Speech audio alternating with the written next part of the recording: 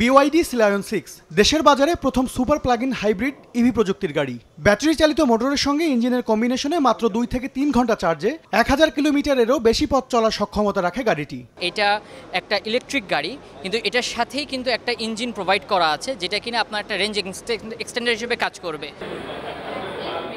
1.5 litre turbo engine মাত্র 8.5 সেকেন্ডে যেমন দেবে 100 কিলোমিটার গতি, তেমনি নিরাপত্তার জন্য রয়েছে 360 ডিগ্রি এইচডি ক্যামেরা ও 6টি এয়ারব্যাগ। নান্দনিকতার ছোঁয়া দিতে ভেতরে রয়েছে 15.6 ইঞ্চির স্মার্ট রোটেটিং টাচ স্ক্রিন, 10 স্পিকারের অডিও সিস্টেম। রোববার তেজগাঁওয়ে BYD সার্ভিস সেন্টারে একসঙ্গে 6টি Scion 6 ক্রেতার হাতে বুঝিয়ে দেওয়া হয়। ক্রেতারা জানান, ঢাকার যানজটের রাস্তায় জ্বালানি সাশ্রয়ে ইভি প্রযুক্তির গাড়ির বিকল্প দেখছেন না তারা।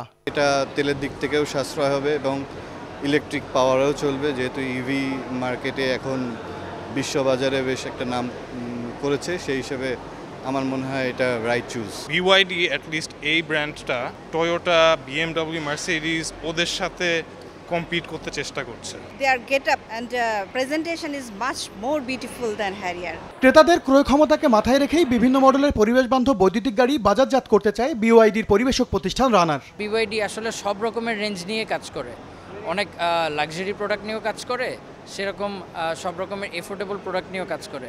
বাংলাদেশের মার্কেটেও আমাদের এরকম ইচ্ছা আছে, বাট আমাদের আস্তে আস্তে একটা প্রোডাক্ট করে লঞ্চ করতে হবে। প্রথম 200 ক্রেতার জন্য গাড়িটির দাম ধরা হয়েছে 63,90,000 টাকা, আর বাড়িতে চার্জ দেওয়ার জন্য গাড়িটির সঙ্গে থাকছে একটি পোর্টেবল চার্জার। MS আরিফিন, সময় সংবাদ, ঢাকা।